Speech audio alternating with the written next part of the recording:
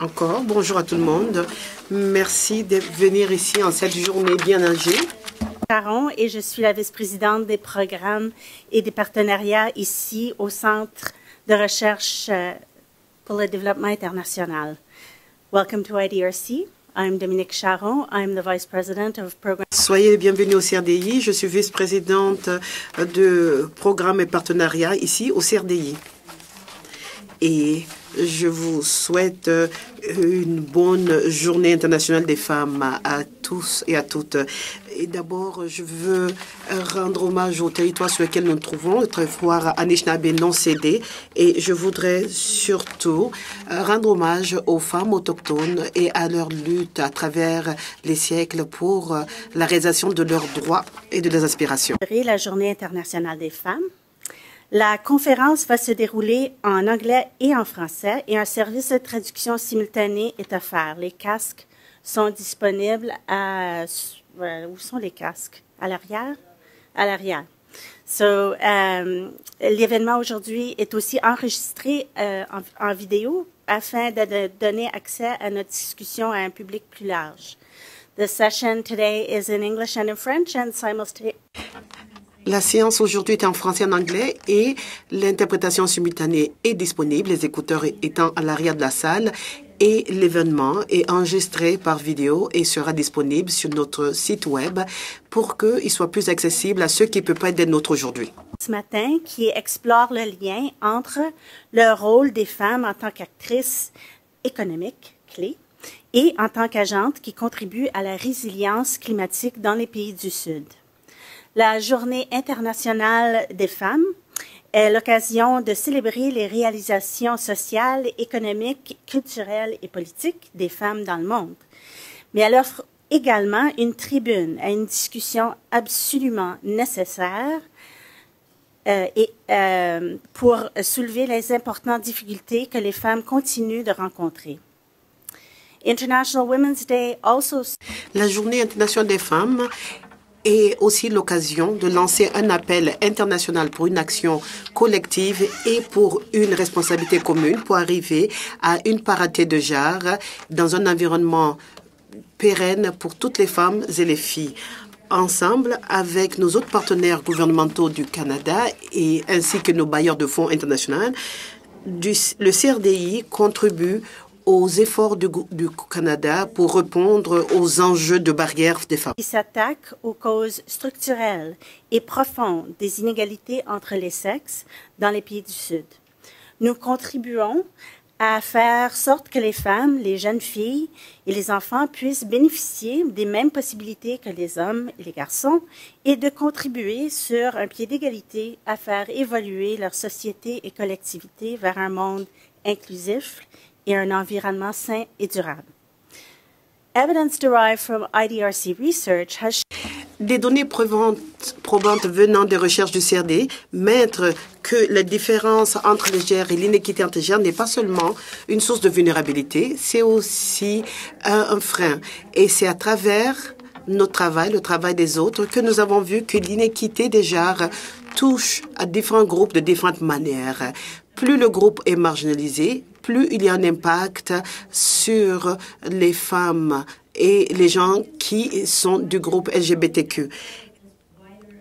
Nous voyons cette inéquité dans le cadre de notre travail d'inclusion qui vise à trouver des solutions pour ceux qui sont marginalisés dans nos cheminements vers les objectifs du développement durable pour qu'ils ne soient pas laissés pour compte, pour qu'ils soient autonomisés, qu'ils soient habilités pour mener au changement climatique et pour assurer un futur pour elles-mêmes et pour leurs enfants. Projet lié à la mobilisation du secteur privé aux fins de financement de l'adaptation et de la résilience au changement climatique et à l'établissement de liens entre la recherche, les politiques et les entreprises en matière de financement et de propulsion, vraiment, de l'adaptation et de la résilience au changement climatique. In northern Kenya, for example, researchers have demonstrated...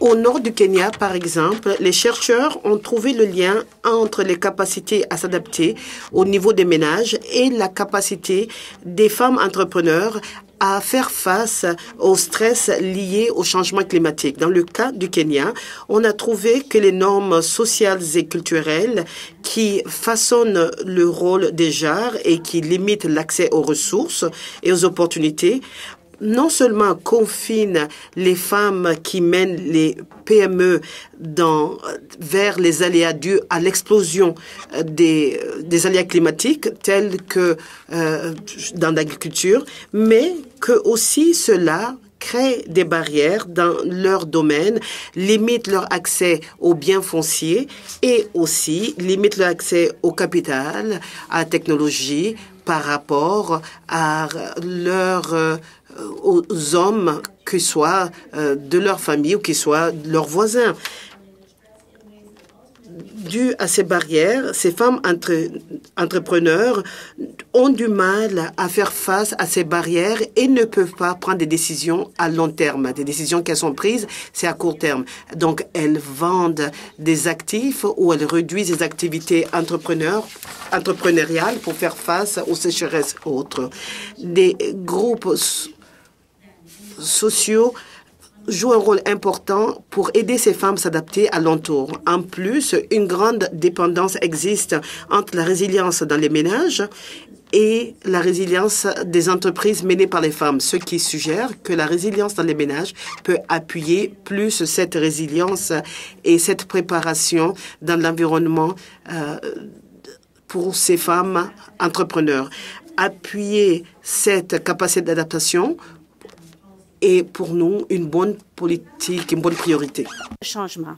En collaboration avec Environnement et Changement climatique Canada, le gouvernement de la France et l'Institut de la francophonie pour le développement durable et un réseau de conseillers scientifiques africains, le CRDI a contribué à former 2 cohortes de plus de 50 femmes qui représentent les pays de l'Afrique francophone dans les processus politiques de l'ONU sur les changements climatiques.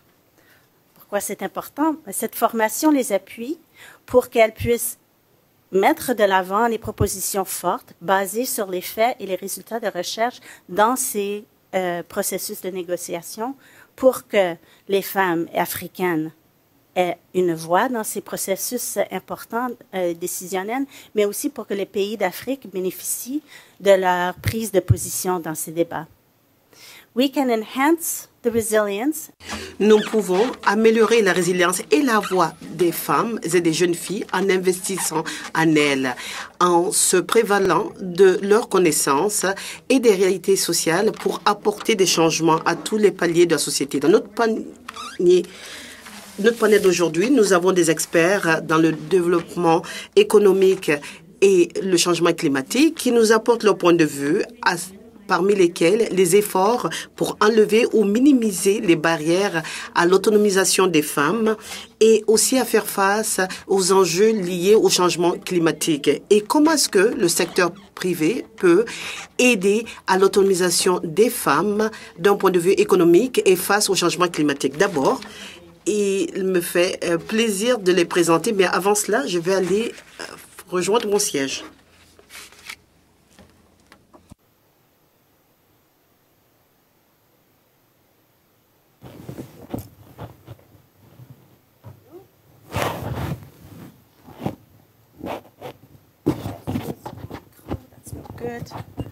Bonjour.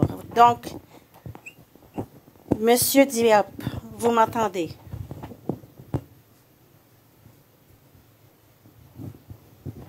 Bonjour Dominique, je vous entends très bien. Parfait. Vous me voyez peut-être pas, mais bon, j'essaie d'arranger. Malheureusement, non. Voilà. Je ne vous vois pas. Je suis ravissante, je ne vois c'est pas grave. mon côté aussi, quoi. Voilà. Donc, vous voyez bien que Mamadou Diop, il n'est pas ici avec nous. Il est là à Dakar. Il se joint à nous depuis nos nouveaux bureaux du CRDI à Dakar. Mamadou Diop est chercheur associé à un think tank qui s'appelle Innovation, Environnement et Développement en Afrique, basé à Dakar, au Sénégal. Et voilà, ces recherches, celles du moins qui sont appuyées par le CRDI, se sont penchées sur les questions d'impact climatique, la migration et l'envoi des fonds et l'action du secteur privé pour favoriser l'adaptation au changement climatique et la gouvernance, les questions de gouvernance sur les terres semi-arides ayant des répercussions justement sur la résilience. Donc, bienvenue Mamadou. Merci. Ici, à ma toute droite, j'ai votre gauche, Yolanda Banks. Yolanda is a principal advisor for... Yolanda est la conseillère principale à FinDev Canada. Yolanda a travaillé avec les agences de développement du Canada, avec Affaires mondiales Canada. Elle a eu des affectations à Londres, Dakar, Addis Abeba et elle a aussi travaillé en tant que bénévole, entre autres avec le Bureau de la promotion du commerce. Soyez la bienvenue, Yolanda, et je vous remercie tous d'être des nôtres. Voilà, c'est ce qui arrive quand les gens s'assoient pas en ordre. Zaki, I'm coming to you next. Zaki is a program director for Asia at Canada's. Zaki est le directeur du programme pour l'Asie, qui est au Bureau de la promotion du commerce. Alors, je vais vous demander, s'il vous plaît, à mes collègues, de tirer le podium. Merci beaucoup. Merci. Donc, le Bureau de la promotion du commerce qui a une équipe de spécialistes pour la gestion du programme qui voit la mise en application et la communication avec les bailleurs de fonds et les partenaires. Et travaille sur l'initiative du Canada avec les ONG, les groupes de réflexion, les associations d'entreprises, le secteur privé et privé pour appuyer des initiatives multilatérales en Asie et au Moyen-Orient. Soyez les bienvenus. En matière d'impact du changement climatique sur les entreprises, Céline est la présidente fondatrice d'Analytica Advisors, qui se dit mal en français, une société de conseil engagée dans le développement des marchés capitaux mondiaux pour les leaders du développement durable, parmi les investisseurs tant parmi les investisseurs à long terme que parmi les entreprises. Elle agit également à titre d'ambassadrice des femmes dans le cadre de l'initiative mondiale Equal by 30 et est associée principale à l'Institut international du développement durable. Céline a également reçu la médaille de chevalier pour l'Ordre national du mérite de la France. Félicitations. Pour son travail de mobilisation du secteur privé en préparation à l'accord de Paris en 2015. Bienvenue, Céline. Donc, commençons. Je vais commencer en français et on va commencer par Mamadou. Et puis ensuite, on passera entre l'anglais et le français. Mamadou, oui. vous, selon votre expérience de travail avec les entrepreneurs, quels sont les principaux obstacles auxquels les femmes sont confrontées? Et avez-vous des exemples de la manière dont les femmes ont surmonté les obstacles? Merci beaucoup, Dominique. Avant tout, permettez-moi en quelques secondes de saluer la salle, de saluer les différents panélistes qui sont présents au niveau du Présidium et de vous remercier pour cette opportunité que vous m'offrez pour partager les conclusions d'une recherche que nous avons menée il y a de cela quelques années avec l'appui du CRDI. Effectivement, comme vous l'avez si bien dit, dans le cadre de cette étude, nous nous sommes rendus compte que les femmes, malgré leur caractère entreprenant, etc., sont confrontées à différents obstacles. Et les obstacles sont nombreux, mais peut-être on va mettre le focus sur les principaux obstacles. D'abord, dans le contexte sénégalais, il y a ce qu'on appelle les croyances et les constructions sociales qui sont antérieures au statut d'entrepreneur.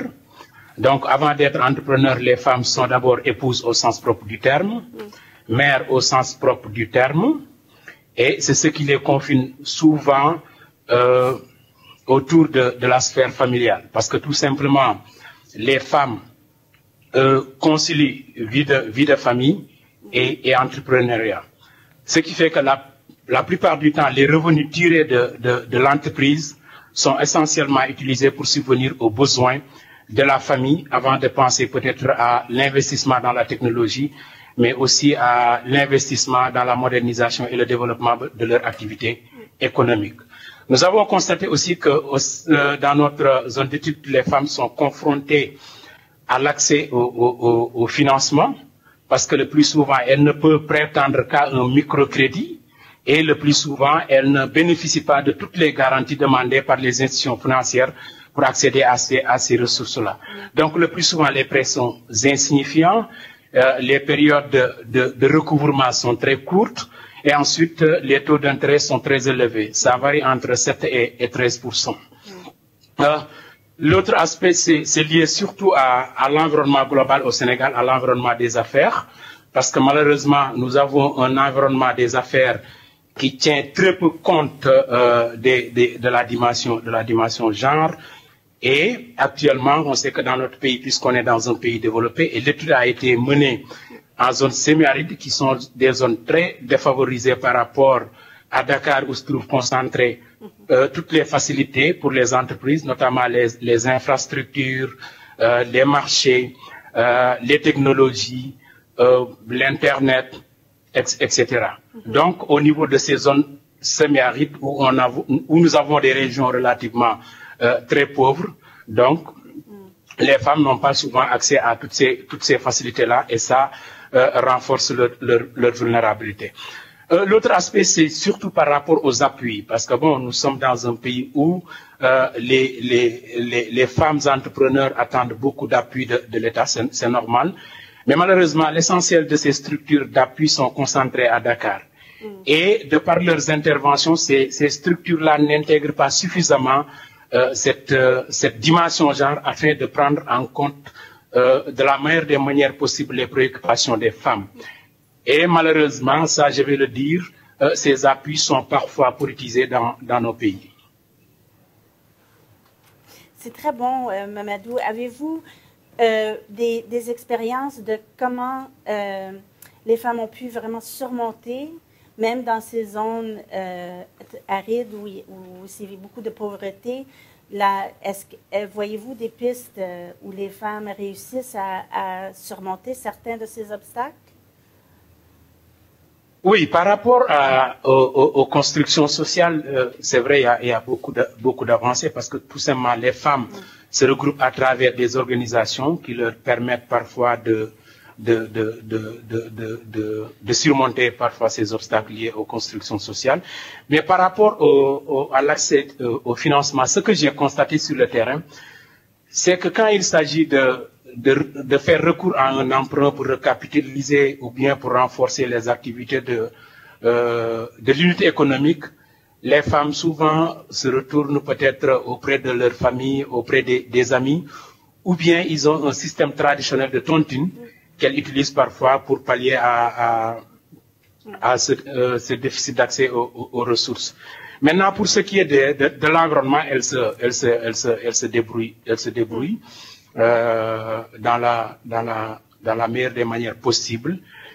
Mais ce que j'ai constaté, surtout en termes de stratégie pour s'adapter et contourner toutes ces difficultés-là, c'est plus ou moins la diversification, parce que au départ, elles étaient souvent dans des secteurs précis, mais de plus en plus, elles sont en train de diversifier les secteurs pour plus ou moins réduire la vulnérabilité. Merci. Et je saisis le moment parce que je n'ai pas fait au début et je suis désolée, mais j'aimerais signaler la présence dans la salle de son Excellence, Madame Bampassi, l'ambassadrice du Sénégal au Canada. Vraiment, nous sommes très, très reconnaissants de votre présence parmi nous. Merci d'être là. Très important aussi, je crois, pour M. Diop, que vous soyez là pour assister à ces propos. Donc, merci à vous, grand ami du CRDI. Et merci d'être là. Passez-lui aussi mon bonjour. Je la salue. Oui, elle est devant moi. Vous ne la voyez pas, là, mais elle est devant moi. Bonjour, Madame l'ambassadrice et Madame la ministre. Merci. So, Zaki, these questions that Mamadou has raised, Mamadou a parlé d'enjeux assez pertinents. Donc, Zaki, je me tourne vers vous. À savoir, il a parlé du défi de pouvoir juguler les responsabilités domestiques avec les activités de gestion d'entreprise et autres activités. Et il a parlé du cas du Sénégal, mais je suis sûre que vous devez avoir la même perspective de votre domaine. Dites-moi, où est-ce que vous voyez ces barrières, les barrières auxquelles font face les femmes entrepreneurs, surtout dans les secteurs que nous avons abordés aujourd'hui, et tout cela lié à un effort dans le cadre de la lutte contre le climat. Ben oui, cela est une réalité que l'on voit dans tout ce qu'on fait. Dans notre bureau de promotion du commerce, nous travaillons avec les petites et moyennes entreprises de pays en développement pour qu'ils aient accès au marché canadien et qu'ils aient accès aux contacts. Nous voulons nous prévaloir du commerce comme outil de développement. Dans le cadre de notre travail depuis 40 ans et dans les 40 pays où nous avons travaillé, en Amérique latine, en Afrique, au Moyen-Orient et en Asie, nous avons vu que les femmes font face à des défis et dans plusieurs aspects.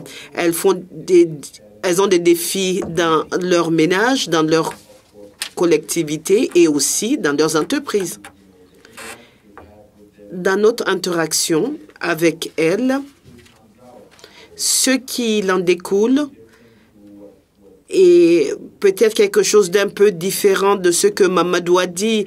Il y a la charge des soins, bien entendu, mais avec les femmes entrepreneurs, le grand défi qu'elles évoquent pour nous, c'est l'accès à l'information. Il ne s'agit pas seulement d'informations en général, mais des marchés en particulier. Savoir qu'est-ce qui est disponible, qu'est-ce qu'il y a comme appui à l'entreprise dans ces pays. Nous avons voyagé dans beaucoup de pays en développement, encore, comme j'ai dit, en Asie, au Moyen-Orient, en Afrique. Nous avons eu des discussions ciblées qui ont duré parfois des semaines. Et nous avons parlé aux femmes entrepreneurs dans différents secteurs. Vous voyez qu'il y a des femmes qui ont accès à certains gouvernements, qui ont accès à certains services, à travers certaines agences de gouvernement. Et d'autres ne savent pas que de tels services existent. Donc, le niveau d'information n'est pas là.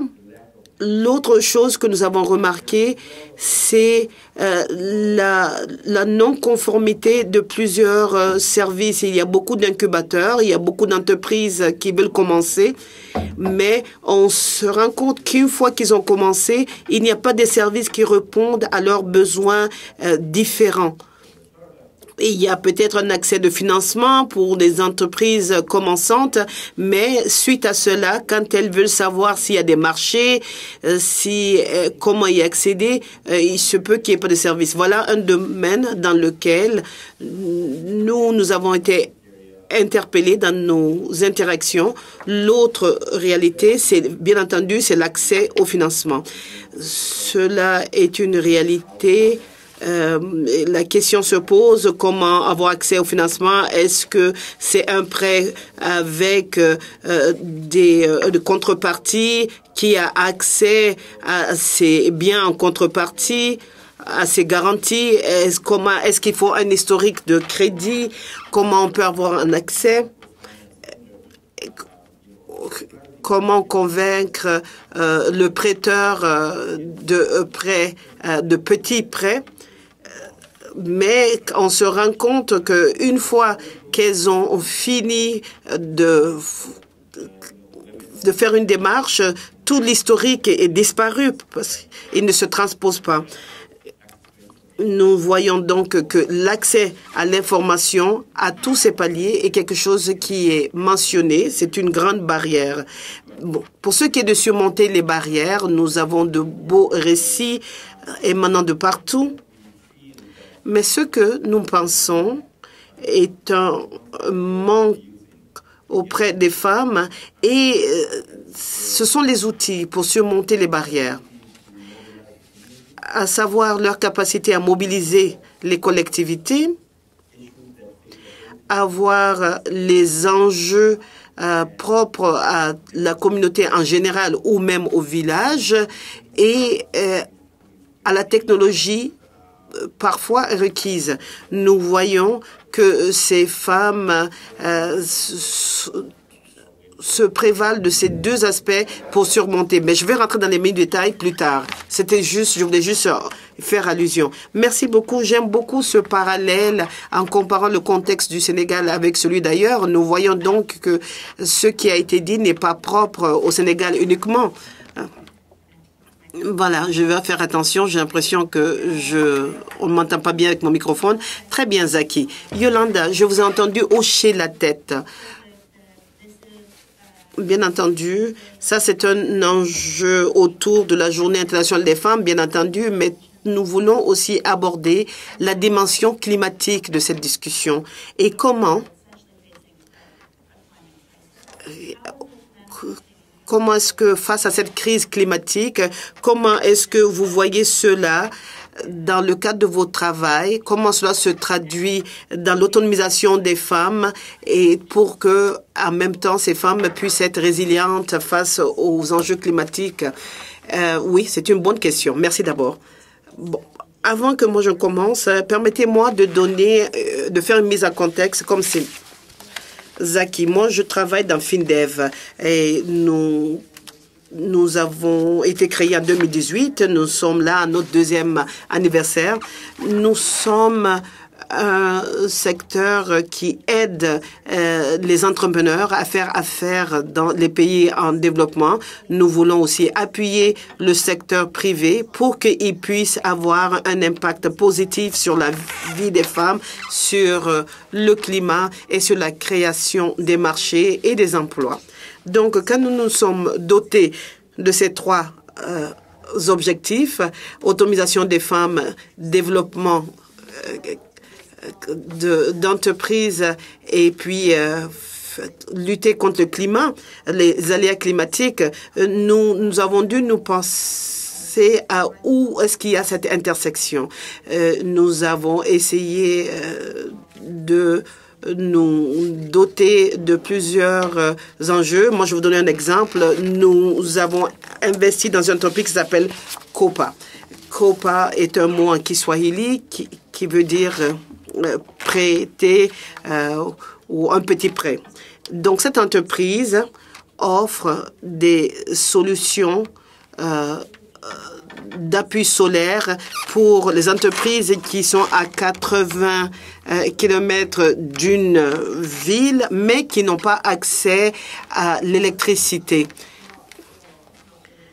Il s'agit de donner l'appui aux gens qui ne sont pas riches, qui ne sont pas de la classe moyenne, parce qu'on a vu que le téléphone cellulaire sert à payer beaucoup de services.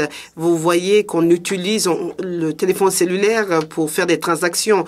Et donc, nous les donnons l'opportunité de payer ce prêt pour ce panneau solaire à $1 par jour. Et nous avons vu que c'était un long cheminement. Au début, il y avait des hommes qui travaillaient. Il y avait 200 000 personnes qui étaient chargées de la vente et ces gens prenaient les données, des données assez claires et voyaient que les femmes qui faisaient la vente arrivaient à réaliser beaucoup de ventes. Et les hommes se posaient la question pourquoi cela. Et nous, qui sommes des spécialistes, nous avons ce qu'on appelle l'analyse basée sur le genre. Et c'était quelque chose que les collègues hommes de ces femmes ne voyaient pas. Mais ils ont vu que c'est souvent, c'était des femmes qui prenaient la décision sur l'usage des fonds de la famille. Donc, quand c'était une femme qui était chargée, qui était agent de vente, elle voyait que le dialogue qu'elle établissait avec les femmes était un dialogue plus fluide. Elle expliquait comment est-ce que cette énergie solaire pouvait aider la famille et cela évitait que ces femmes n'aient à brûler du bois pour que leur qualité de vie soit meilleure. Et on voyait que c'était ces femmes qui étaient les meilleures vendeuses. Alors, l'entreprise a 80% de femmes vendeuses maintenant. Voilà ce genre de choses que nous voyons, le genre de virage qu'amorcent ces entreprises. Et c'est une solution novatrice. Et vous avez d'autres entreprises qui évoluent dans le domaine des énergies renouvelables. Nous avons une entreprise qui va créer un gigaoctate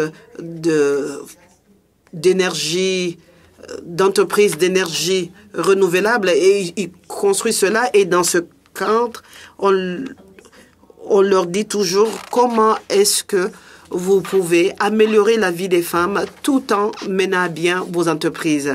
Et nous voyons qu'il y a un lien très important dans l'autonomisation économique et la poussée de ces entreprises. Oui, moi, je hochais la tête à ce que Zaki disait parce que je l'écoutais à partir de l'interprétation. Oui, vous avez tous parlé de la réalité des obstacles qu'il faut surmonter à l'accès aux ressources économiques pour les femmes et les jeunes filles de zones plutôt défavorisées, le cas du Sénégal. Mais vous avez parlé aussi de l'électricité, de l'accès à l'électricité qui peut mener à des transformations. Et nous savons que cela est vrai, surtout pour les femmes, surtout pour leur rôle dans les ménages et pour les opportunités qui viennent par la suite. Votre expérience est surtout très vaste dans les secteurs énergétiques et technologies propres. Et on cherche aussi à faire le lien à la résilience. Donc, existe-t-il, selon vous, des mécanismes par lesquels l'autonomisation économique des femmes peut permettre non seulement l'atténuation puis l'action climatique pour atténuer les gaz à effet de serre, mais aussi des outils qui vont construire la résilience aux impacts des changements climatiques? C'est une belle question. Donc, j'aimerais premièrement souligner le fait qu'il y a dans une institution qui s'appelle IRENA de la recherche fondamentale sur l'accès à l'énergie par les femmes, et on trouve des données assez saisissantes. Par exemple, que 75% des femmes trouvent qu'il y a des barrières à l'accès à l'énergie qui sont fondamentaux pour elles, mais seulement 40% des hommes pensent la même chose. Donc, les femmes voient les problèmes et les hommes ne voient pas la question dans le même sens. Je dois aussi souligner que c'est important de faire ce travail et d'être vraiment très conscient de ce qui se passe au niveau de la science climatique et au niveau des investissements dans les énergies non renouvelables et renouvelables. Parce qu'il faut quand même qu'on soit conscient de ce qui se passe. Alors, vous savez que dans la Convention de l'accord de Paris, on va passer maintenant à une ronde d'amélioration des déclarations des National Development, des Nationally Determined Contributions, des contributions qui sont pour le monde en développement, qui sont en partie dépendantes du financement. Oui. Et que les 3 prochaines années sont fondamentales. Elles sont fondamentales, pourquoi? Mais parce que les émissions planifiées à l'échelle planétaire en ce moment sont arrimées avec 4 degrés de réchauffement, 3 à 4 degrés de réchauffement. Et qu'est-ce que ça veut dire, ça? Ça veut dire qu'il y aura 2 fois plus de journées où il va faire 50 degrés. On va passer de 30 jours par année à 50 ou 60 jours par année où il va faire 50 degrés. Ces différences sont fondamentales. Alors, dans ce sens, il faut qu'on pense de façon très concrète aux sources énergétiques et à l'accès à cette énergie-là.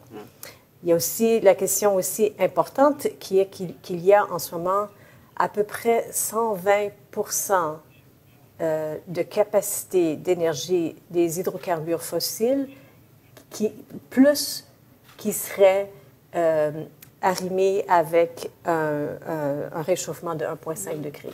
Donc, plus d'investissement dans les hydrocarbures fossiles, même un sou de plus en ce moment, chaque dollar qu'on investit dans les hydrocarbures en ce moment, c'est de l'argent qui fait partie de ce qu'on appellerait des actifs qui éventuellement ne serviront pas, les stranded assets. Oui. Okay?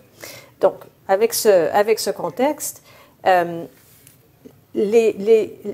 pour que les femmes puissent avoir accès à l'énergie renouvelable, parce que c'est ça qu'il nous faut, il faut qu'on pense aux sources de financement. Et il faut que, par exemple, tout le financement, le climate finance, qui maintenant, je crois, qu'on a compté qu'on est rendu à 70 milliards sur les 100 milliards qui sont nécessaires, qu'il y aurait toujours une dimension d'équité du genre dans l'administration de ce financement-là. Et que cette façon de voir les choses, par exemple, comme on fait au Green Climate Fund, qui est un fonds où la moitié des administrateurs, le conseil d'administration du Green Climate Fund, est équilibré en termes du genre. Donc, qu'on ait une gouvernance qui soit équitable, qu'on considère que les femmes, quand elles parlent de leurs priorités, les capacités, la formation, etc., c'est une priorité. L'accès à l'énergie comme tel, c'est une priorité. Et évidemment, l'accès au financement, c'est une priorité.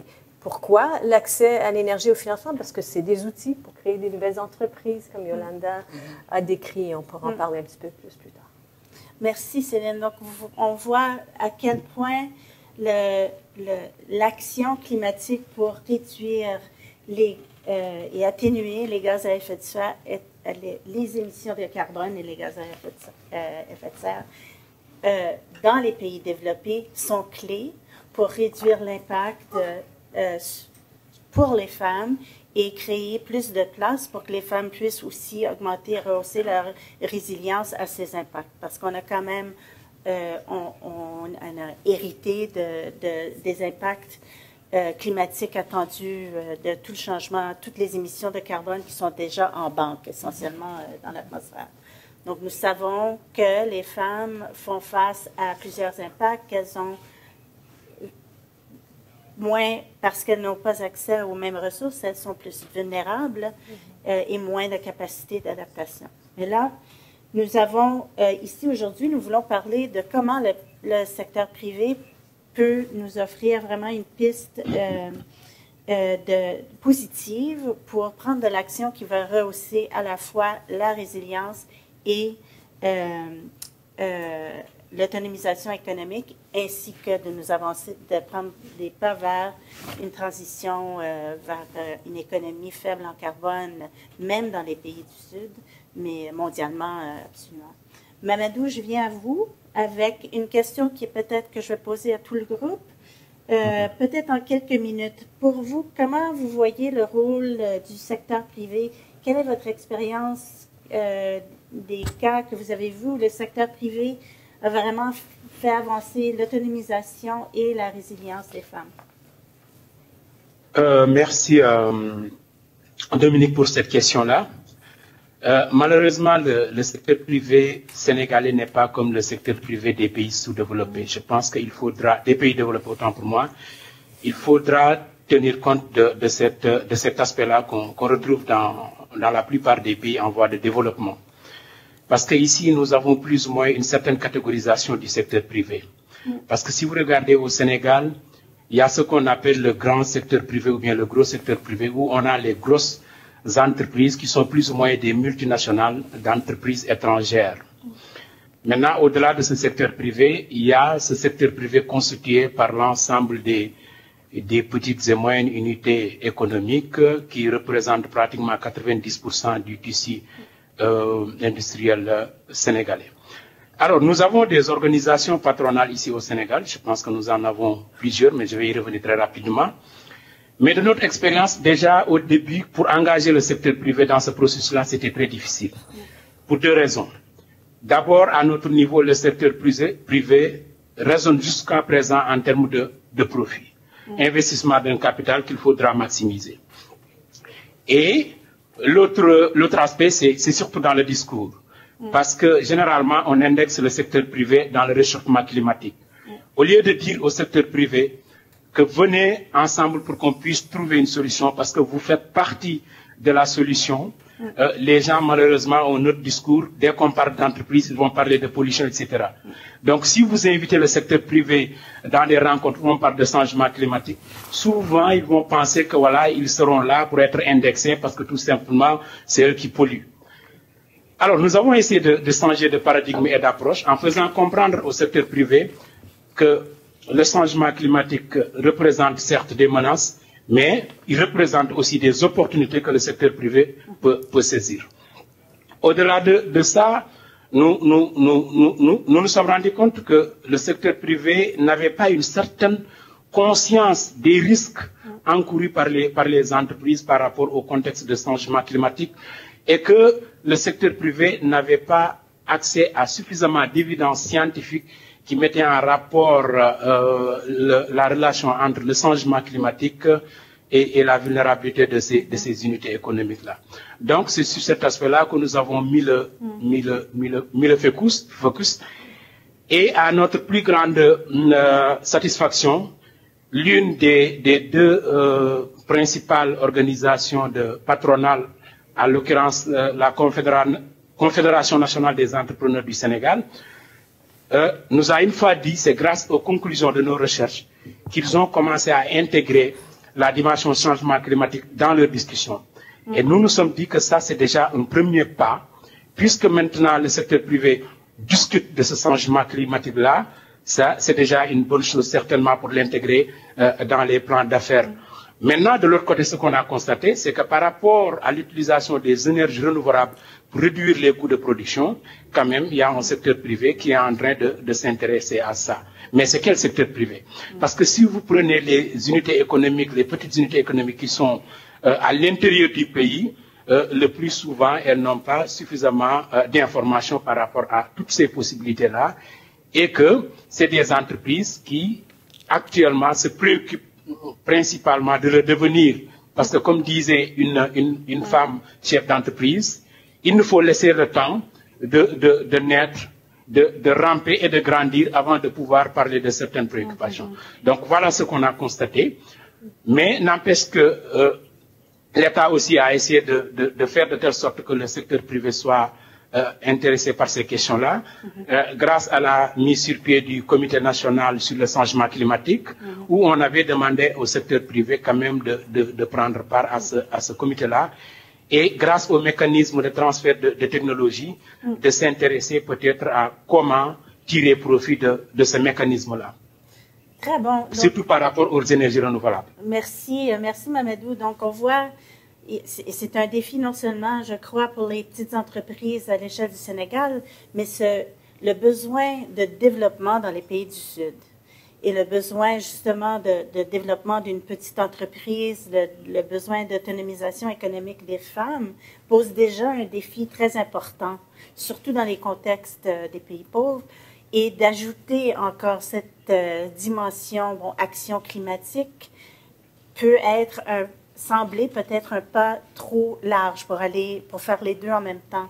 Mais comme vous soulignez, Mamadou, il y a vraiment des opportunités importantes pour les femmes dans ces pistes de développement vert et de développement pour la résilience, peut-être qui pourraient les attirer, non seulement les femmes, mais les entreprises à plus s'investir dans ces secteurs. Yolanda, if I come to you, vous pouvez répondre comme vous voulez, en français ou en anglais. Mais je vois le lien avec le mandat de FINDEV, vraiment d'appuyer les entreprises qui visent, c'est sûr, un développement économique, mais ses impacts sociaux. Comment vous voyez la question de l'action du secteur privé? Oui. Pour moi, le secteur privé devrait ouvrir leurs yeux vers les possibilités de bénéficier des femmes, dont comment ils dirigent leurs entreprises. Et c'est vraiment, il faut voir, est-ce que parmi notre équipe de la haute gestion, combien sont des femmes? Est-ce que ce n'est qu'une personne, c'est 0 parfois, sur notre conseil d'administration? Est-ce qu'il y a des femmes? Parmi nos employés, est-ce qu'il y a des femmes? Comment est-ce que je pourrais bénéficier des femmes comme employées, créer des opportunités pour elles d'avoir des emplois avec nous si elles ne sont pas préparées? Comment est-ce que je peux offrir quelque chose, une formation technique, etc., surtout dans le secteur d'énergie renouvelable. Parce que ce qu'on trouve dans ce secteur, c'est vous n'avez pas une bonne représentation des femmes dans l'industrie. C'est vraiment, malheureusement, c'est pauvre. Mais ils nous disent, c'est parce que des femmes ne sont pas préparées. Elles ne détiennent pas des degrés en ingénierie, en les choses, les sujets scientifiques et techniques. Et aussi, il faut qu'un entrepreneur regarde son entreprise avec la perspective de leur service ou leur bien. Et qu'est-ce que des femmes, comment elles les utilisent? Est-ce qu'il peut améliorer l'accès aux femmes, l'accès à ces produits ou services pour des femmes, pour une clientèle féminine? Alors, c'est juste une autre perspective que des entrepreneurs doivent prendre. Et je dirais que FinDev Canada, avec nos clients, nous essayons de les aider à prendre une autre perspective. Et finalement, ce que des entrepreneurs ont découvert, c'est que je peux augmenter mes ventes, je peux augmenter comment je fais affaire et comment je peux avoir un bénéfice, un revenu plus augmenté. Zaki, I think this question of how the private sector... Zaki, il y a aussi la question par rapport à comment est-ce que le secteur privé peut agir pour faire face à cet enjeu de résilience au climat, au changement climatique, ainsi que l'autonomisation économique en même temps. Comment est-ce que vous voyez comme exemple de ce qui porte fruit? Pour nous, dans notre espace de travail, nous voyons des différences entre l'environnement où il y a des produits commerciaux et ceux qui sont industrialisés. Par exemple, quand on parle de la vente, par exemple, de café, on dit qu'il y a un lien avec le changement climatique parce que on voit qu'il n'y a pas assez de café maintenant pour répondre aux besoins du marché. Mais quand on cherche, quand on va du côté des habits et des chaussures, on voit que la production est de loin présente pour les besoins. Donc, je crois qu'il y a une différence pour répondre aux besoins du profit par rapport à la pérennité du produit et aux pratiques du marché. Nous pensons donc que le secteur privé se doit de jouer un rôle clé. Il est un acteur clé dans cet espace commercial. Voilà notre expérience. À travers notre travail, en fait, nous avons vu qu'il y a assez, je dirais pas qu'il y a les plus grands acheteurs selon les provinces et les zones géographiques. Nous voyons qu'il y a parfois des jeunes, de petites entreprises, de petits acheteurs qui sont conscients de ce lien climatique et qui savent qu'il est important de voir la provenance de leurs produits et qui sont parfois même prêts à aller sur place et aider leurs fournisseurs. Nous essayons de les encourager Mais nous voyons que, bien entendu, ce sont des acteurs qui n'ont pas un grand volume en termes monétaires, mais nous voyons qu'ils peuvent jouer un rôle et nous avons pour objectif d'encourager ce genre d'initiative dans l'espace. Comment est-ce que vous voyez le secteur privé jouer le rôle d'agent de changement tout en encourageant les femmes entrepreneurs? Question pour Céline. Oui, je crois que Yolanda a parlé du lien entre le genre et l'énergie en parlant de grandes entreprises, les juxtaposant aux petites entreprises. Il y a un manque de présentation à tous les paliers au niveau des conseils d'administration, des organes de direction. Il y a aussi une entreprise très intéressante sous le titre de Femmes et énergie renouvelable. Et c'est une entreprise lancée en Turquie. Elle est maintenant en Jordanie. Et elles sont présentes dans des organisations, dans des économies émergentes. Et il y aura un événement à l'ambassade de France et qui va mettre en exergue les femmes qui travaillent dans le cadre du changement climatique. On les appelle les femmes qui sauvent la planète. Ce serait intéressant de voir ce genre d'événement aussi. Si nous laissons donc notre imagination prendre le cours, nous voyons que nous pouvons déboucher dans plusieurs domaines où les femmes peuvent jouer un rôle, même dans les ménages. Vous avez la réfrigération pour la santé. On a besoin de la réfrigération pour garder les vaccins. Mais voilà ce genre d'initiative. La réfrigération dans la chaîne de froid pour préserver l'énergie renouvelable qui est l'énergie la moins coûteuse, peut être en lien avec nos initiatives. Si l'énergie n'est pas là parce que le financement est trop cher, peut-être qu'il nous faut une banque de développement nationale qui peut offrir des fonds, ces liquidités, pour que ces entreprises puissent être plus concurrentielles avec des actions et autres d'État qui peuvent les aider à pouvoir être compétitives. Aussi, il faut que nous soyons très conscientes du partenariat. Et nous avons la plateforme Paris-Lima qui vient des accords de Paris. C'est une plateforme pour le partenariat. Je vois des gens qui hochent la tête. Maintenant, cette plateforme veut aider les entreprises qui prêtent l'engagement pour s'éloigner des carbones fossiles d'ici 2050 et pour qu'il y ait avec réduction d'émissions de 1,50 et d'ici 2030, il y a une chaîne d'approvisionnement et on cherche un zéro émission de carbone. Et donc, les énergies renouvelables seront utilisées pour la chaîne d'approvisionnement. Et je sais, en septembre, à l'Assemblée générale des Nations unies, il y aura une grande retrouvaille autour de l'enjeu du genre et du climat. Et je pense que de là, on pourra avoir une optique du genre à ce niveau aussi. Je suis optimiste.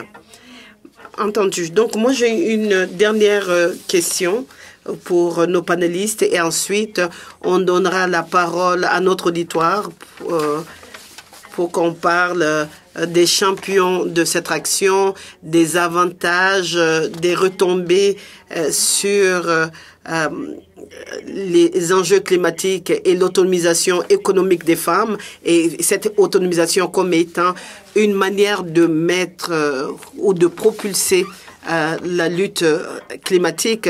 Nous avons des recherches dans des domaines et dans des pays en développement, et nos chercheurs cherchent à répondre aux questions qui visent à surmonter les obstacles, à trouver les solutions pour répondre aux objectifs de développement durable. Ma question. And I'll direct my question at Mamadou, quelles sont selon vous les questions de recherche peut-être les plus importantes, les plus urgentes, qui, en répondant à ces questions, on pourrait accélérer l'autonomisation économique des femmes vers l'action climatique? Merci Dominique. Avant de répondre très rapidement à cette question, permettez-moi de revenir en quelques secondes sur le rôle du secteur privé dans l'autonomisation des femmes dans le contexte sénégalais. Tout à l'heure, je parlais d'organisation patronale. En 2017, une organisation patronale qui chapeaute uniquement des femmes entrepreneurs a été mise sur pied. C'est l'Union des femmes chefs d'entreprise. Alors, lors de mes différents entretiens avec la présidente de cette organisation-là, sur le besoin de créer une telle organisation, elle m'a fait comprendre qu'en réalité, les autres organisations patronales ne prenaient pas suffisamment en compte leurs préoccupations en tant que femmes entrepreneurs, au point qu'elles ont jugé utile de mettre sur pied leur propre structure qui leur permet de mettre en exergue les préoccupations liées à la dimension de genre. Ceci étant, dans le cadre de nos recherches, quand même, nous avons pu identifier quelques questions émergentes. Je pense que la première question, elle est relative à l'impact véritablement des normes sociales de genre, parce que tout simplement, oui, on parle de cette double vulnérabilité plus ou moins de la femme entrepreneur au Sénégal, mais je pense qu'il nous faudra des évidences scientifiques qui établissent peut-être l'impact véritable de ces normes sociales de genre sur la vulnérabilité et les capacités d'adaptation de ces femmes entrepreneurs-là. L'autre aspect, c'est, tout à l'heure je l'ai brossé, les opportunités que présente le réchauffement climatique. Je pense qu'il nous faudra peut-être des recherches beaucoup plus approfondies qui pourront peut-être permettre aux femmes entreprenantes d'avoir une meilleure connaissance de ces opportunités-là. Parce que les gens parlent d'opportunités liées au réchauffement climatique, mais le plus souvent, les femmes entrepreneurs, du fait de leur difficulté d'accès à l'information, parce que n'oubliez pas qu'on est dans un contexte où le taux d'alphabétisation est relativement faible. D'ailleurs, chez les femmes entrepreneurs, on a un taux plus ou moins très faible, parce qu'il y avait très peu, surtout en milieu rural, de femmes entrepreneurs avec un certain niveau d'études. Donc ça, c'est un aspect qu'il faudra intégrer. Donc, essayer de voir comment la recherche peut aider ces femmes-là à pouvoir bien identifier ces opportunités liées au réchauffement climatique et essayer de voir comment en tirer profit.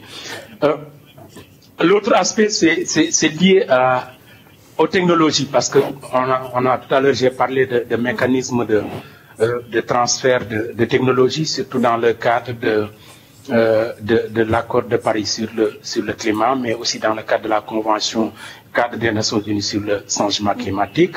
On parle de plus en plus de transfert de technologie. Je pense que aussi la recherche peut aller dans le sens de voir quelles sont les technologies, surtout les technologies vertes, qu'on pourra peut-être documenter et voir dans quelle mesure ces femmes entrepreneurs pourront peut-être tirer profit de ces opportunités-là, surtout dans le cadre de la transformation de leurs unités économiques pour les rendre peut-être beaucoup plus résilientes. L'autre aspect, c'est l'environnement global. Nous avons un environnement global au Sénégal et l'État fait beaucoup d'efforts pour améliorer l'environnement dans plusieurs sens, mais je pense qu'il nous faudra aussi voir dans quelle mesure cet environnement-là peut être plus ou moins suffisamment sensible aux questions de genre. Je pense qu'il ne faut pas parler d'environnement des affaires de façon globale, surtout avoir une logique économique, mais il faudra que cet environnement des affaires-là puisse prendre en compte suffisamment les préoccupations liées à la dimension genre. Et pour cela, je pense qu'il faudra peut-être que la recherche puisse appuyer à ce niveau-là. Voilà, merci beaucoup Mamadou. So Mamadou has outlined Mamadou a souligné plusieurs points d'intersection en se basant sur l'expérience au Sénégal, en parlant de l'autonomisation des femmes et de l'aide de la recherche et comment est-ce que la recherche peut accélérer les bénéfices climatiques de l'autonomisation des femmes. Yolanda, en plus de ce que Mamadou vient de nous offrir, est-ce que vous voyez des lacunes dans la recherche que nous devons aborder ici? Moi, je ne vois pas de domaine spécifique pour l'investissement du CRDI, mais je vois un domaine général.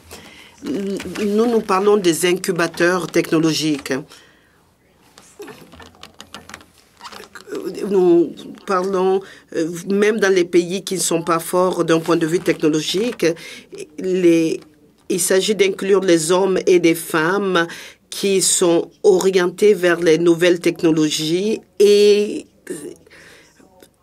des gens qui utilisent cette nouvelle technologie pour résoudre les problèmes dans leur domaine.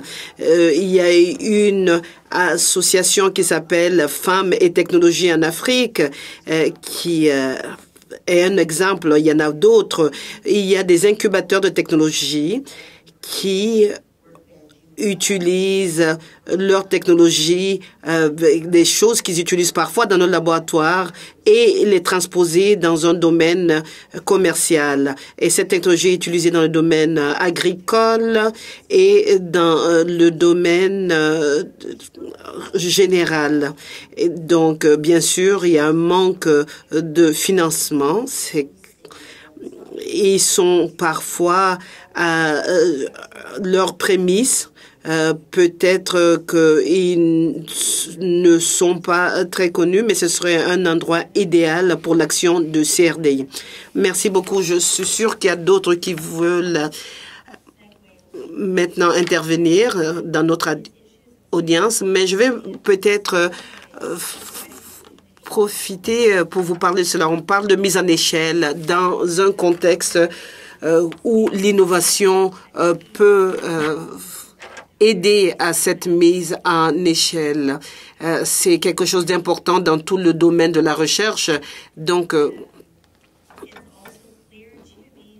je vois que nous pouvons intervenir. Il m'est clair aussi que les entrepreneurs femmes dans tous les domaines, des femmes qui sont isolées, qui sont pauvres dans le domaine agricole, ont néanmoins des opportunités pour qu'elles puissent agir afin de contribuer à améliorer leur propre résilience, mais aussi si elles sont appuyées, si elles ont accès à l'information, elles peuvent prendre action dans le domaine agricole pour réduire l'impact de ce secteur sur le changement climatique, ce qui est une chose importante. Mais pour le faire, il faudrait qu'elles soient en contact avec les innovateurs, hommes et femmes, dans leur propre écosystème afin de trouver des solutions pour aider ces femmes en zone rurale pour qu'elles soient plus autonomisées et qu'elles puissent agir. Je me vaux de l'agriculture comme exemple. Mais c'est une action dans le système, la chaîne alimentaire. Et il y a des systèmes aussi, d'autres systèmes en zone rurale au Sénégal où il y a la transformation alimentaire et nous voyons qu'ils contribuent 20% aux émissions de gaz à effet de serre. Mais c'est une opportunité pour qu'on puisse agir dans ce secteur pour qu'on ait des retombées bénéfiques et que cela puisse aider ce secteur très important pour les femmes, le secteur agricole et de transformation des aliments, et que nous puissions nous éloigner de ces 4% de réchauffement de notre planète et à travers ces actions accélérées. Donc, des bonnes suggestions pour nous en pensant à nos nouvelles stratégies, à nos stratégies d'avenir et surtout en pensant au domaine de financement de notre recherche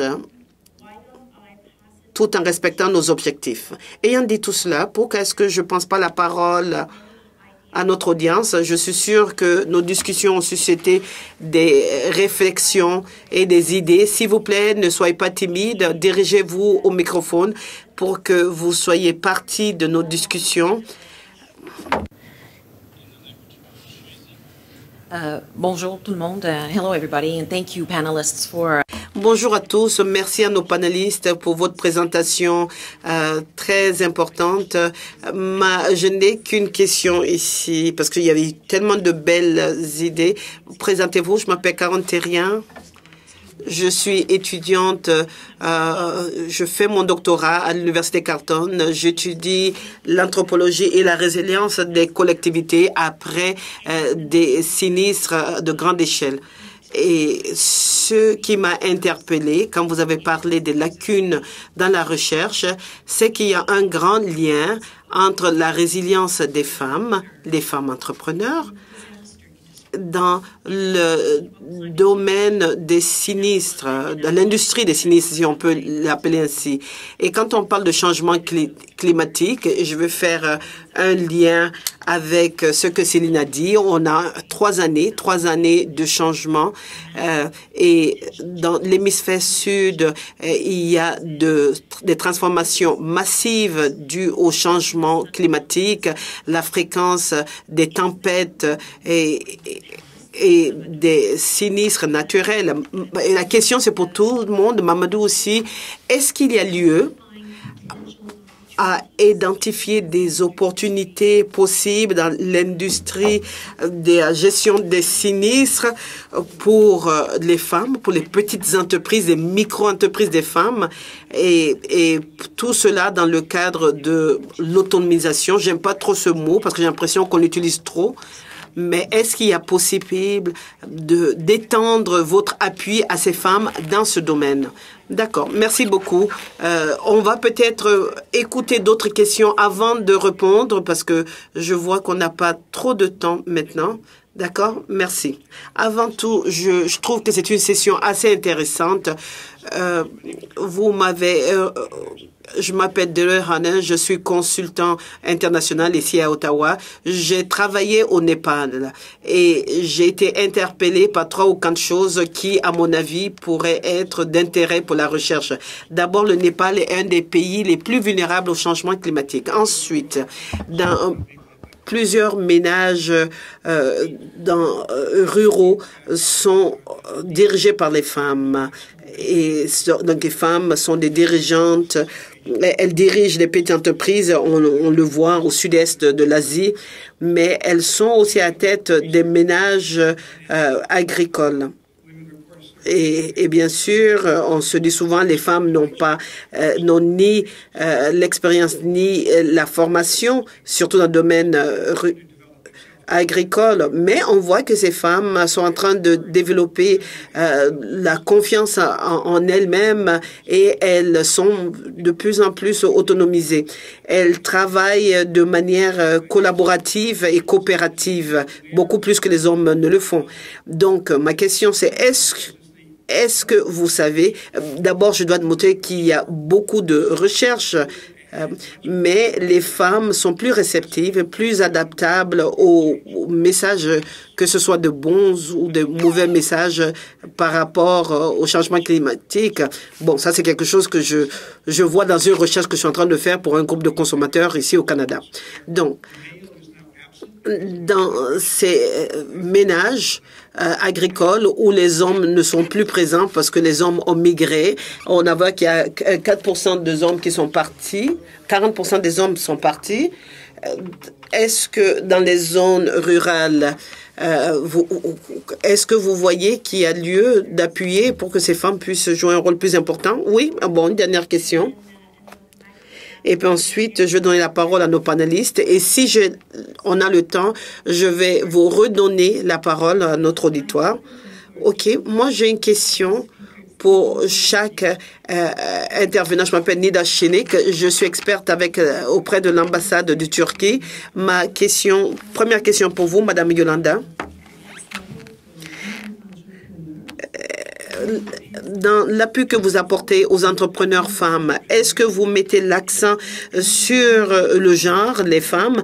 Est-ce que vous n'appuyez que les entrepreneurs canadiennes ou appuyez-vous les entrepreneurs partout au monde? Notre question pour M. Zaki. Vous avez dit que vous avez quelques projets avec les femmes entrepreneurs. Je sais que les groupes de femmes sans-abri, quels étaient les résultats de ces projets? Quels étaient les résultats tangibles?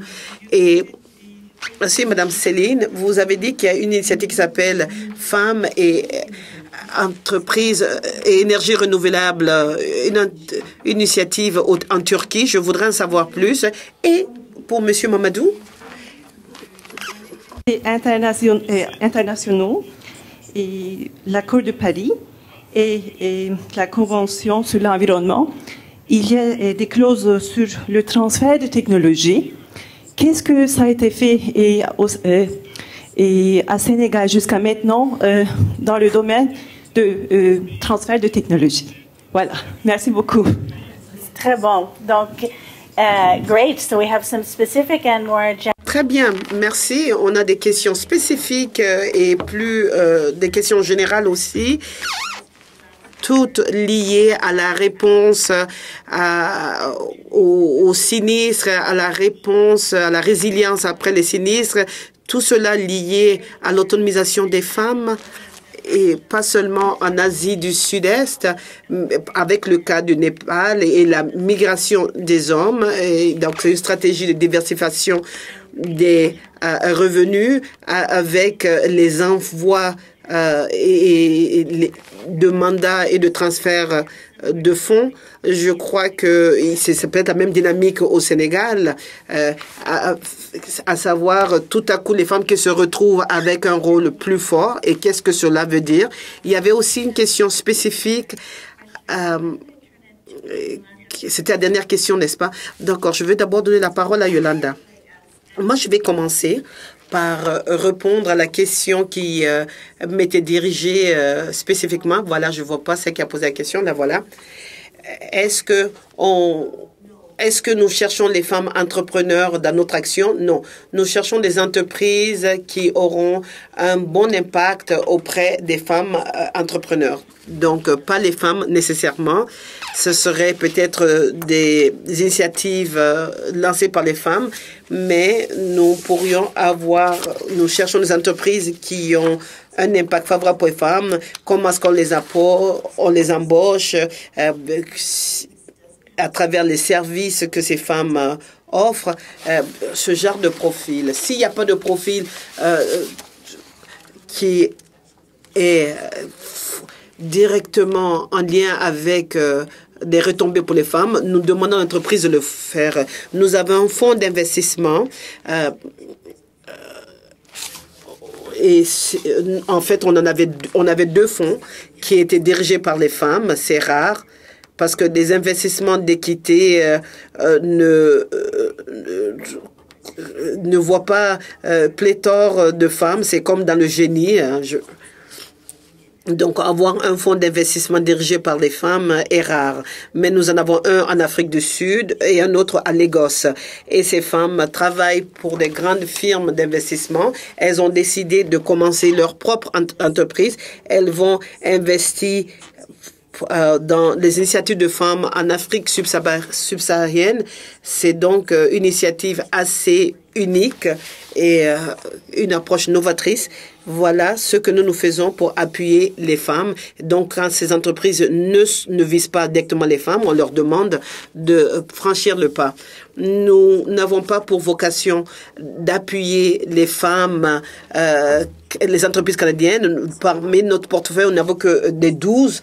Nous n'avons qu'une seule entreprise canadienne. Nous parlons des entreprises qui agissent dans l'hémisphère sud. Nous appuyons des entreprises nationales. Nous cherchons des entreprises qui sont bien dirigées, qui ont l'opportunité ou ont la possibilité de faire une mise à échelle ou de croître. Pour les questions qui ont été, les propos qui ont été soulevés, avez-vous pu suivre bien de votre côté?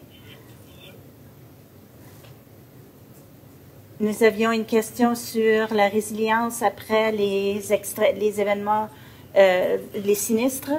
Nous avons une question aussi par rapport à les opportunités pour les femmes, les opportunités économiques pour les femmes suite au sinistre. Nous avions une question aussi par rapport à la situation des femmes chefs de ménage et puis en termes de leurs défis, mais aussi les opportunités dont vous aviez parlé, en fait, dans le contexte sénégalais. Et le transfert de technologie. Et puis le transfert de technologie que vous aviez mentionné dans une de vos remarques qui se fait au Sénégal. Oui, c'était bon, j'ai bien saisi. Voilà, à vous.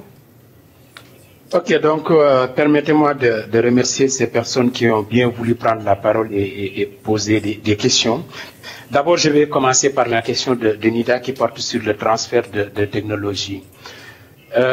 Certainement, elle va être déçue par rapport à ma réponse, parce que tout simplement, moi aussi, quand je me suis intéressé à ce mécanisme-là, c'était surtout par rapport aux femmes entrepreneurs, parce que j'avais vu que sur le terrain, les femmes avaient besoin d'accéder à certaines technologies qui certainement peut-être ne sont pas coûteuses, parce que tout simplement, ça leur permettait d'être plus résilientes.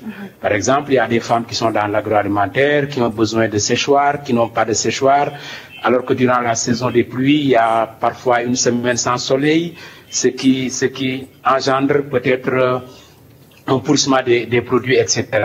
Alors, quand je me suis intéressé au mécanisme de transfert de technologie, je me suis rendu compte qu'au Sénégal, ce qu'on a fait pour le moment, c'est qu'on a pu avoir une autorité nationale qui s'occupe du transfert de technologie. Donc, c'est le Centre d'études et de recherche sur les énergies renouvelables. Alors, quand j'ai demandé concrètement ce que ce centre-là a fait par rapport au transfert de technologie, on m'a fait comprendre que pour le moment, c'est la capacitation de deux structures de l'État. C'est-à-dire l'Agence pour l'économie et la maîtrise de l'énergie, mais aussi le bureau de mise en œuvre des entreprises au Sénégal. Donc, ce sont ces deux structures que le centre est en train d'accompagner en termes de renforcement de capacité. Certainement, ces deux structures-là, ultérieurement, dans le cadre de leur rapport avec les petites et moyennes entreprises, peut-être vont essayer de voir comment collaborer avec ces unités économiques pour leur faire bénéficier de toutes ces possibilités-là. Mais pour le moment, à ma connaissance, il n'y a pas d'entreprise qui a pu carrément bénéficier d'un transfert de technologie à travers ce mécanisme-là. Pour le moment, c'est juste des capacitations, des formations, etc. pour permettre à ces deux unités, deux structures qui ont été ciblées, de pouvoir peut-être à l'avenir mieux encadrer les entreprises. Maintenant, par rapport à la préoccupation de l'autre là qui donnait l'exemple du Népal, alors il y a de cela, je pense qu'un an j'étais là-bas dans le cadre d'une conférence sur le changement climatique et les aspects liés au genre. Je me suis rendu compte que, en fait, nos deux contextes étaient relativement similaires, le contexte du Népal, du Bangladesh, etc., et de ces pays-là. Pour revenir sur le rôle, la migration, nous aussi, dans le cadre de nos recherches, on s'est rendu compte qu'avec la migration, parce qu'au Sénégal, il y a des régions qui sont fortement touchées par cette migration-là, ce qu'on a constaté, c'est que curieusement, la migration des hommes engendre plus ou moins plus de liberté chez les femmes, surtout en termes de prise de décision, mais surtout en termes d'orientation par rapport au transfert reçu. Souvent, les femmes ont la latitude d'utiliser une certaine partie, je précise une certaine partie de ces fonds transférés pour l'éducation, pour la santé, etc. Donc, on a senti qu'à l'absence du chef de ménage, quand même les femmes ont pu, grâce à ce contexte, prendre leurs responsabilités, avoir plus de poids dans la prise de décision par rapport aux orientations au niveau du ménage. Merci, Mamadou. C'est vraiment intéressant ce que vous constatez parce que, en effet, ça peut être un énorme défi, mais aussi ça représente certaines opportunités pour les femmes. Et le changement de relation homme-femme qui résulte de ces changements qui est dû au fait que les hommes partent travailler ailleurs. Donc, nous avons quelques mots de fermeture. Donc, avant de passer à la fermeture, I'm going to go to Zaki and Céline for 1 minute each. Je vais donner la parole à Zaki et Ilan pour 1 minute chacun avant de conclure notre séance. Peut-être que je devrais répondre aux questions posées. Donc, dans les discussions que j'ai mentionnées, c'était des discussions dans le cadre d'une mission pour notre projet avec Affaires mondiales, c'est les femmes et le commerce inclusif pour une croissance pérenne. Le but de nos groupes de discussion, c'était pour avoir la rétroaction de nos parties prenantes pour un plan de mise en application. Et on a eu ces discussions et il fallait, c'était pour connaître, faire connaître nos projets. Et nous avons un élément de recherche que nous faisons avec le CRDI, qui est la plateforme du commerce et des femmes. J'espère que vous serez intéressés, que vous chercherez à en savoir plus sur notre site web. Oui, Céline, moi, je voudrais bien offrir des détails sur notre initiative Femmes et énergie renouvelable et sur nos recherches. Mais pour ce qui est de l'entrepreneuriat de sinistre, si je peux dire ainsi, je pense que c'est quelque chose qu'on peut envisager sur des solutions basées sur le genre. Et les femmes qui sont entrepreneurs peuvent être, elles sont souvent celles qui s'occupent de leur environnement. Ça peut être à travers les coraux, ça peut être à travers la mangrove. Et il y a un travail institutionnel qui peut être fait par les appels d'offres publics et les opportunités qui seront données avec des critères clairs de recherche pour que on sait que cela peut être un levier très important pour l'autonomisation des femmes pour les appels d'offres. Merci beaucoup. Je crois que on va passer au mot de clôture bientôt, mais avant d'arriver à cela, je vous prie de vous joindre à moi pour remercier Mamadou du Sénégal, Yolanda Banks, Zaki, ainsi que Céline d'avoir bien voulu se joindre à nous ce matin, d'avoir partagé avec nous leurs perspectives sur ces enjeux. Et comme vous savez, cet enjeu est important dans l'action du CRDI pour ce qui doit être fait maintenant en 2030, qui est la date butoir pour les ODD, en plus de ce qu'on doit faire pour accélérer nos actions face au changement climatique. C'est un grand programme que nous avons. Nous sommes convaincus que les femmes sont clés à trouver des solutions et leur autonomisation et joue un rôle important dans ce domaine et que nos recherches visent à trouver les solutions pour pouvoir déclencher ce potentiel. Merci.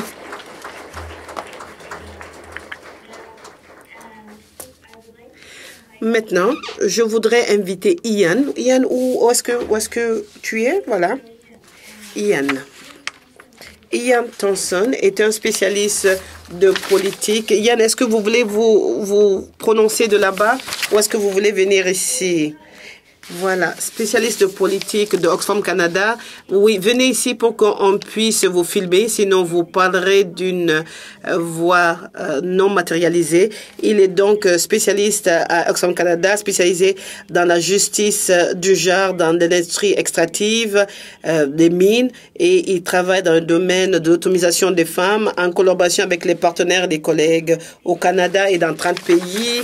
Et il préconise une réforme des politiques publiques pour faire face aux biais autour de l'industrie extractive, savoir qui en tire avantage et qui a le risque.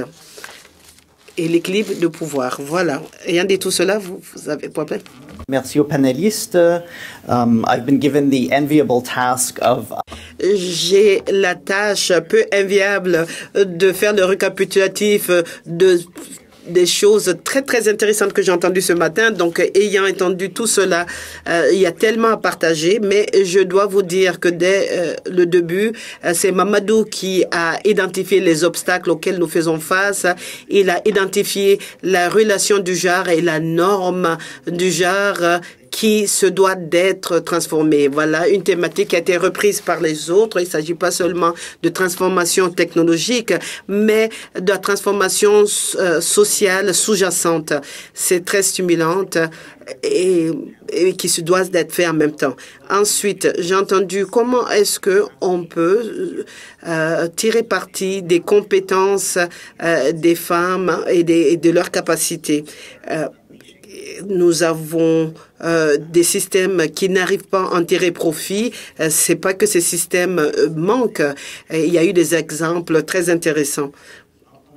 Ensuite, troisième point, on a parlé de l'importance de la gouvernance et des institutions. Cela va être partie prenante à la transformation. Céline, vous avez parlé des institutions multilatérales telles que le Fonds vert et comment est-ce que les institutions peuvent diriger leur appui, mais en ayant cette optique de justice du genre à nos institutions, à nos règlements, à notre gouvernance, cela va être clé comme moteur de changement, des changements évoqués ce matin. Le quatrième point, c'est comment est-ce qu'on fait la mise en échelle. J'ai entendu beaucoup d'exemples intéressants et novateurs, mais certains d'entre vous ont parlé de comment est-ce qu'on peut aller au-delà de cette étape d'incubateur. On n'a pas le temps de le faire à petits pas. Il nous faut accélérer. Comment est-ce qu'on fait cette mise à échelle des innovations évoquées, ce qui nous amène au dernier point qui est le besoin de données probantes. Données probantes pour nous montrer où est-ce que l'innovation porte fruit, où est-ce qu'il y a lieu de faire la mise à échelle. Je crois que ici, le CRD joue un rôle clé ainsi que tous nos panélistes. Et on a posé des questions novatrices et on cherche des réponses auprès de personnes qui n'écoutaient pas auparavant. Donc, il nous faut changer notre manière de faire des recherches, pas seulement la recherche au niveau de la recherche, mais au niveau des résultats, des extrants. Mais j'ai autre chose aussi que je n'ai pas entendu, c'est l'urgence. Je n'ai pas entendu l'urgence dans le ton tel que je l'attendais. Et quand on parle de climat, de justice du genre, je pense qu'il nous faut bouger. Mais il y avait un sous-texte peut-être dans vos discussions, mais j'exhorterai tout le monde d'être plus hardi, de parler de transformation. On ne veut pas passer autour du sujet sur la pointe de nos pieds. Je demanderai donc qu'on soit plus hardi. Les féministes qui sont dans la transformation des normes sociales nous ont démontré comment est-ce qu'il faut s'adresser au pouvoir sans embâche. Et en abordant cette journée internationale de la femme, je crois qu'il nous faut réfléchir à cela. Et je vais conclure en disant que le panel a démontré que qui que nous soyons, où que nous soyons, quelle que soit l'institution, quel que soit le rôle qu'on a dans la société, nous avons tous un rôle à jouer. Vous nous laissez donc avec plein d'espoir pour le futur et pour notre chemin dorénavant. Merci. Very well done. Très bien fait. Il n'est pas facile de faire ce genre de résumé. Merci beaucoup, Yann, d'avoir conclu avec ces points. Donc, je ne dois pas le faire. Parmi nous, ladies and gentlemen, thanks very much for sharing your morning with us. Merci à chacun d'avoir partagé cette matinée avec nous.